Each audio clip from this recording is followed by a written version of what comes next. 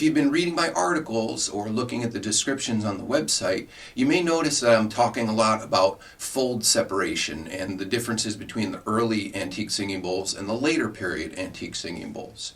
You may have even seen this in my book, The Singing Bowl Book, and I wanted to explain a little bit what this means and more about the history of the bowls in terms of the research that I did.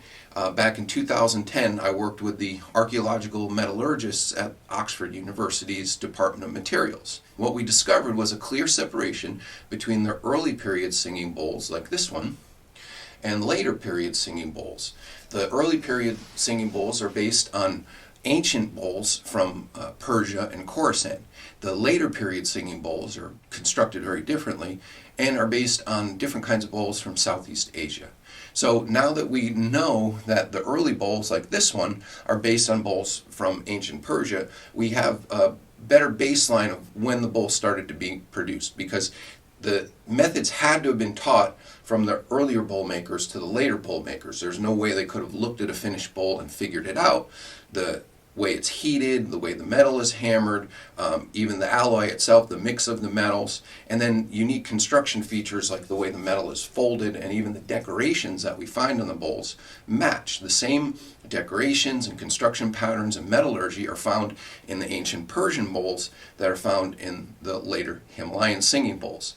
So those ancient Persian bowls we know were made around the 9th and 10th century, okay, up until the 11th, 12th century, and that gives us a baseline for when the Himalayan singing bowls were produced. They must have started around the same time. So I give a start date for the singing bowls of the 11th to 12th century based on that information.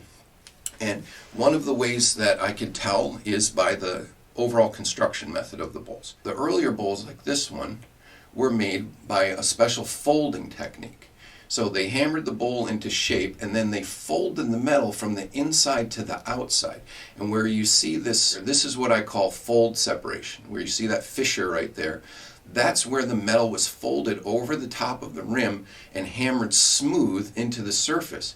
So when the bowl is new, it's not visible. Here's one that you can see. There's no fold separation yet. And so it is a clever technique that makes the edge of the bowl look completely smooth and new, and you never see where it was hammered together. But then, after several hundred years, those folds begin to separate, and we see that happening right here. So here is a fissure starting in this bowl, right around in here, where the fold is beginning to separate. Okay, so it starts like a little hairline crack like that, and then it gradually separates until you have something that looks more like this. Okay, so that's one that's starting to come apart at the seam and will continue like that. Now, what I've also discovered is that these engravings, this one they appear far below the fold, but almost always I'm finding that the engravings actually overlap the seam. So the engravings seem to have been a way to finish the bowls, to hammer that seam a little bit tighter, maybe even a sign of quality, letting people know that, hey, these bowls are not ever going to come apart because look, we hammered them so carefully and then added this proof, this shape of this geometric shape. So this fold separation has become a very important marker to determine the age of the singing bowls. Bowls that don't have a fold, like this one, are always later singing bowls. The later singing bowls are based on a different technology from Southeast Asia, where they didn't fold the metal but just hammered it straight up. And then they did a scraping technique where they scrape the top of the bowl to make it more smooth. So the later singing bowls are made with a very different construction method, which started around the 16th century. Not only are we looking at the shape of the bowl, the decorations, the way it was made, but I can see other factors like the oxidation patterns on the bowls. The earlier bowls have much heavier oxidation, and that corresponds to the fold separation, the shape of the bowls, which changed over time. There's all of these different factors which all gel together really perfectly to create this historical view that I've created. So based on all of the factors of the metal that was used to make the bowls, the way that they were heated, the way that they were hammered, the folding technique or not, the engravings that are found on the bowl, the shape of the bowl themselves, aging factors like wear and scratches and of course oxidation, all of these together have given me a picture of the real history of the singing bowls.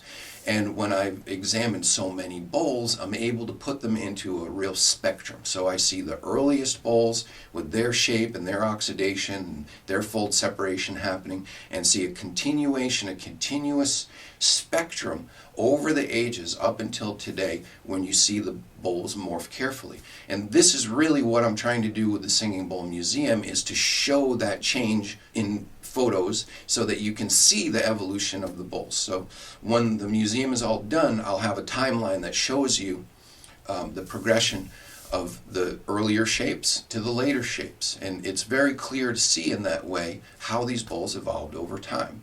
You may notice that the way I talk about the history of the bowls is radically different from what other people say, which really varies greatly from the bowls are only a couple of hundred years old to the bowls are 5,000 years old from Mesopotamia.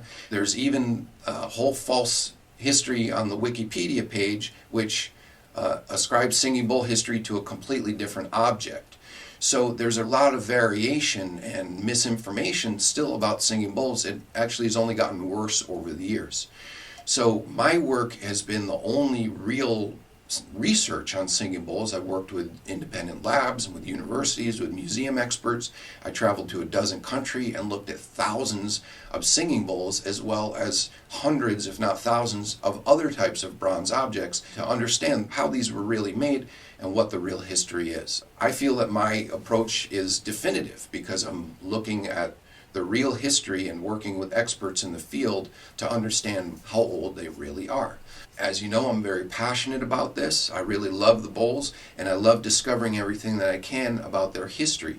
It's down to so much detail that I now can distinguish which workshop made the bowls and have grouped the bowls by the same workshop. So we're getting really into the detail of the history of these objects going back 1,000 years. Please read my article that asks how old are singing bowls really, and feel free to post your questions and comments. Please subscribe. More videos are on the way from the Singing Bowl Museum.